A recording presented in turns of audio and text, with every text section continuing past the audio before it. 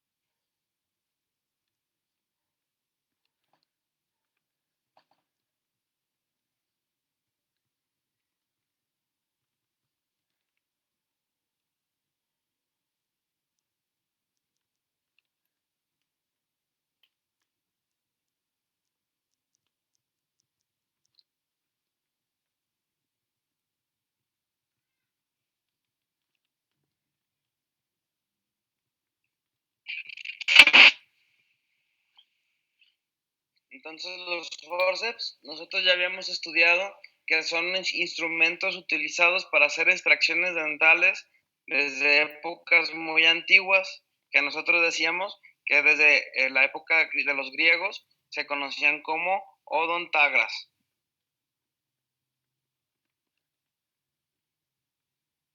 Entonces, el forceps es un instrumento que nosotros utilizamos para hacer la exodoncia basado en el principio de palanca con el que se coge el diente y nosotros empezamos a aplicar movimientos para poder hacer la extracción dental.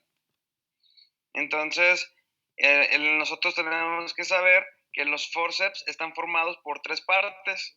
Una parte que es la parte pasiva o mango de los forceps, otra que es la parte activa, que tiene los picos y puntas que van a sostener al diente que nosotros vamos a extraer, y la otra que es la zona intermedia o cuello, que va a ser la articulación entre la parte pasiva y la parte activa del forceps. Entonces vamos a ir viendo que existen forceps específicos para cada diente que nosotros vamos a extraer. Entonces existen forceps, por ejemplo, para dientes superiores del lado izquierdo y dientes para dientes posteriores superiores del lado derecho. Están hechos específicamente para cada diente y cada forceps tiene un número y una letra que ya sea derecha o izquierda para que nosotros los podamos ubicar y podamos utilizar el forceps diseñado específicamente para la extracción dental que nosotros queremos realizar.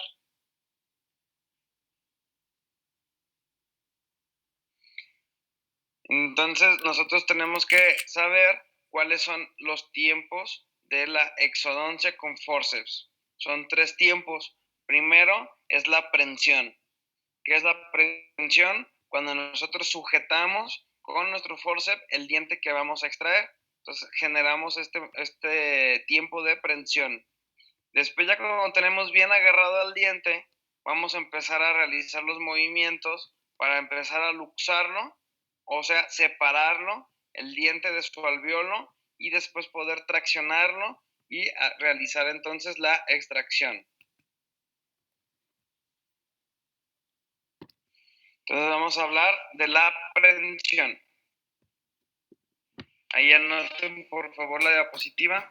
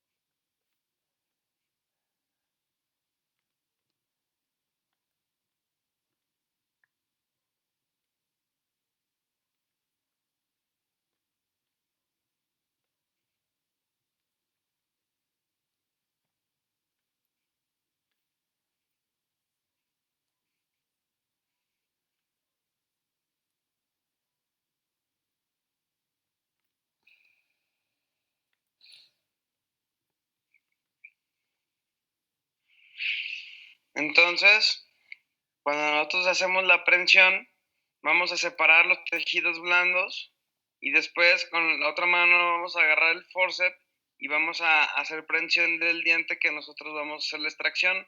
Tenemos que sostener con nuestro forceps toda la superficie vestibular y palatina del órgano dentario que vamos a extraer y siempre hay que colocar el forceps lo más apical posible, porque nosotros si lo agarramos nada más de la pura corona y no agarramos nada de raíz, pues entonces vamos a fracturar la corona del diente y se va a quedar la raíz adentro del proceso alveolar. Entonces por eso tenemos que separar muy bien el tejido blando y sostener con nuestro forceps lo más apical posible el diente que vamos a extraer. Entonces la parte cóncava de nuestro forceps, o lo que es como si fuera una cuña, debe de estar contactando idealmente con toda la superficie del diente que nosotros vamos a extraer. Entonces, nosotros tenemos que saber que la corona dentaria no debe intervenir como un elemento útil en la aplicación de la fuerza. Si ustedes se fijan en la imagen de abajo, en la imagen que está el incisivo lateral de lado, nosotros vemos como el forceps está agarrando lo más apical posible el diente que se va a extraer, no solamente la corona, sino que hasta la raíz, para que haya menos riesgo de que se fracture el diente que se va a extraer.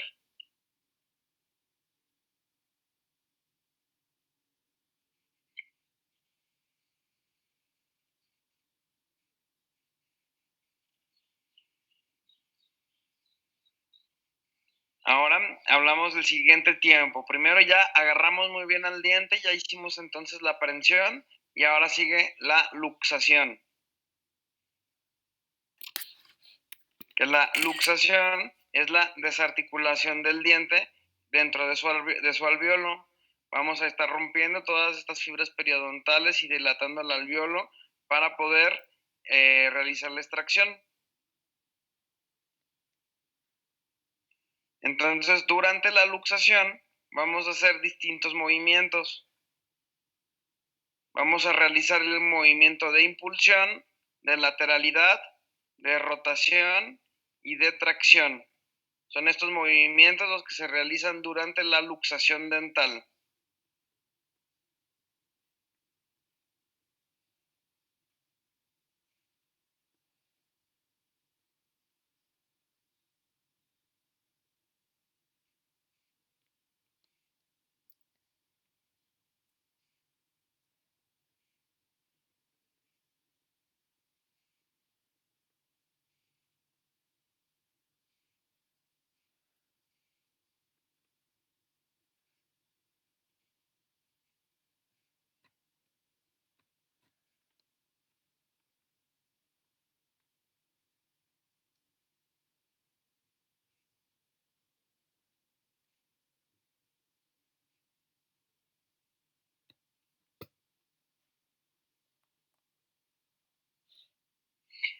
¿Sí? Entonces, vamos a ver estos tipos de movimientos que vamos a estar realizando durante la luxación.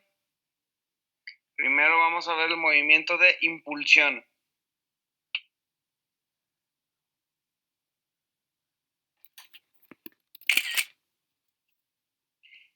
El movimiento de impulsión es de los movimientos más importantes al momento de hacer la luxación.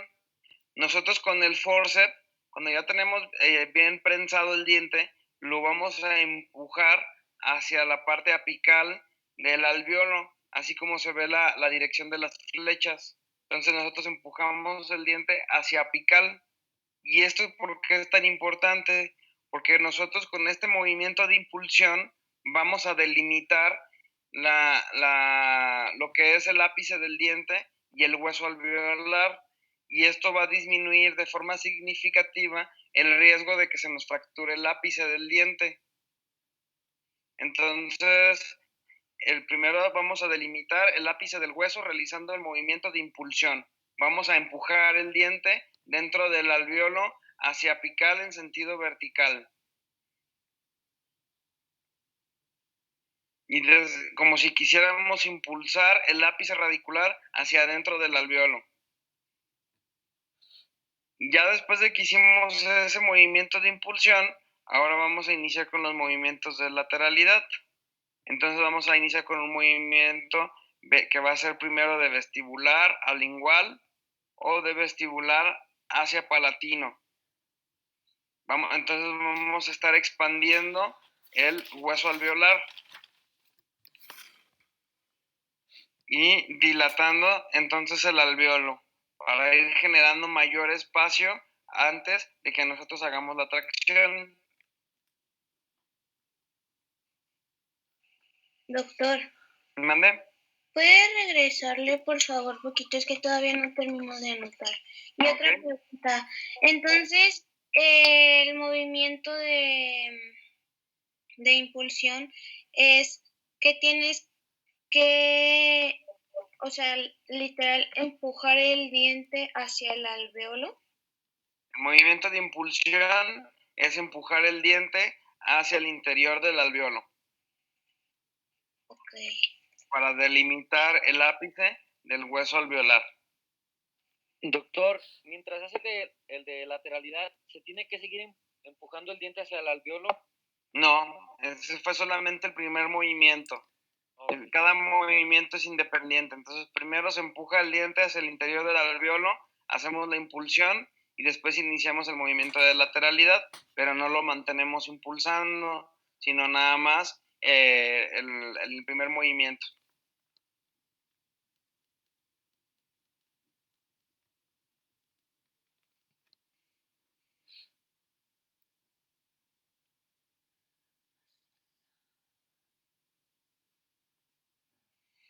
Después de que hicimos entonces el movimiento de impulsión y luego el movimiento de lateralidad, ahora nosotros vamos a empezar a dilatar el alveolo con el movimiento de rotación.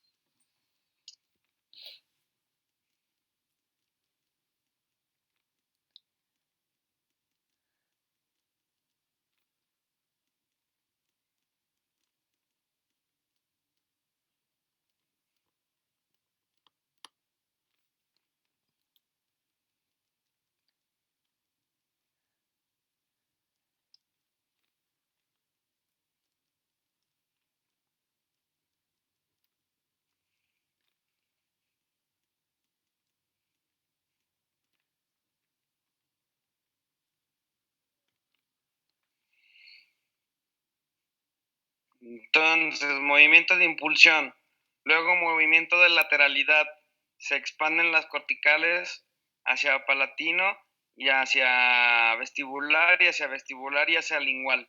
Entonces ya están expandidas las corticales y ahora sigue el movimiento de rotación.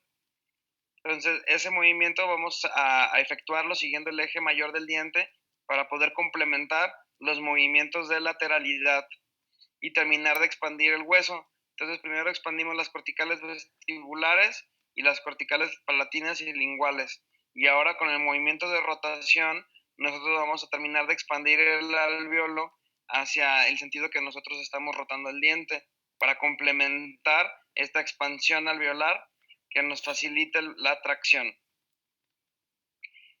Entonces aquí una parte importante de la rotación es que solamente va a aplicar a los dientes que son monorradiculares y de contorno cónico. Entonces nosotros no podríamos aplicar la rotación a un órgano dentario que tenga 3 raíces, porque entonces se van a fracturar. Solamente la rotación aplica a los dientes que son monorradiculares. Y ya después vamos a pasar a la parte de la tracción. Cuando ya tenemos bien dilatado el alveolo dentro de las paredes vestibulares, palatinas y linguales y también las paredes internas del alveolo ya están dilatadas, entonces ahora sí vamos a realizar la tracción dental. Entonces siempre tenemos que seguir estos pasos al momento de estar luxando nuestro diente, porque si nosotros no seguimos estos pasos, entonces podemos fracturar el ápice. Entonces, ¿sí va quedando claro? Sí, doctor. Sí, doctor. Ok. Doctor, Mande. entonces, por ejemplo, cuando vamos a hacer una extracción de un molar, hacemos todos menos el movimiento de rotación. Ajá, el movimiento de rotación lo podrías hacer, pero muy suave. No con el objetivo de con ese movimiento hacer la extracción, sino nada más dilatar un poquito el alveolo, pero es un movimiento muy suave. Y la parte más importante es el movimiento de lateralidad y el movimiento de tracción. Gracias, doctor. Nada.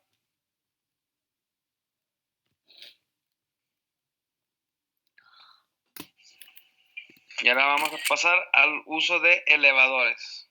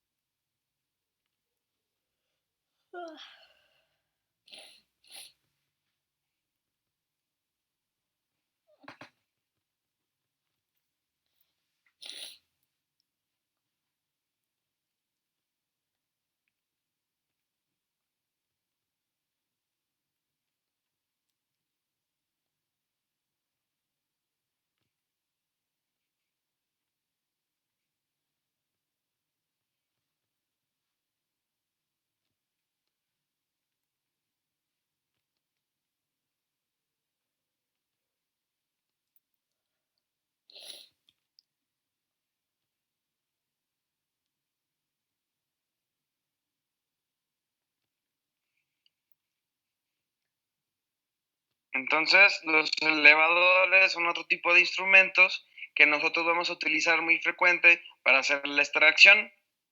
Entonces, yo normalmente utilizo muy poco los forceps, yo utilizo más los elevadores. Porque casi no me gusta utilizar los forceps, porque los forceps no tengo un control total al momento de hacer la extracción y entonces puedo aplicar más fuerza de la que es necesaria y aumenta mucho el riesgo de que se pueda fracturar una raíz o un ápice dental. Y el forceps tiene la ventaja de que yo sí voy teniendo un poco más de tacto y puedo ir sintiendo hacia donde hay menos resistencia y hacia ese sentido donde hay menos resistencia, yo voy a ir haciendo la extracción dental. Entonces, los forceps son instrumentos muy, muy utilizados para poder hacer las extracciones dentales. Y vamos a encontrar diferentes tipos de forceps. Va a haber unos forceps que van a ser los forceps rectos, otros que van a tener forma de S, otros que son los elevadores de bandera y los elevadores de ápice, que son más delgaditos. Entonces, ¿cuáles son los tipos de elevadores? Recto, en S, de bandera y elevador de ápice. Los que más se utilizan son el elevador recto y el elevador de bandera. Entonces, el elevador recto está formado por tres partes. También tiene una punta, que es la parte activa del elevador, que tiene una forma de cuña, que nos va a servir para ir guiando la extracción del diente.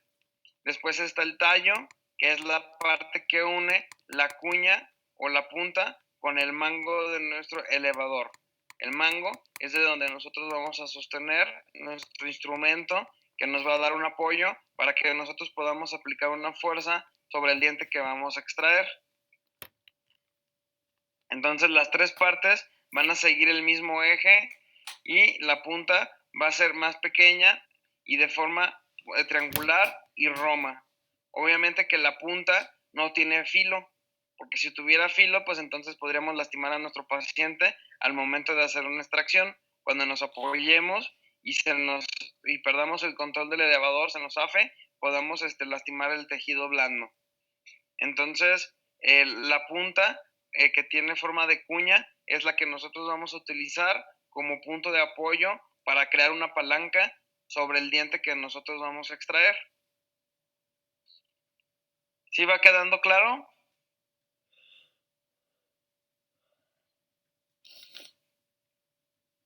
¿Alguien tiene alguna pregunta? ¿No? No, doctor, todo bien. Bueno, doctor. muy bien. Entonces, hasta aquí vamos a dejar la clase de hoy y ya continuamos el día de mañana. Que tengan buen día. Gracias, doctor. Gracias, doctor. Gracias, doctor. Bye.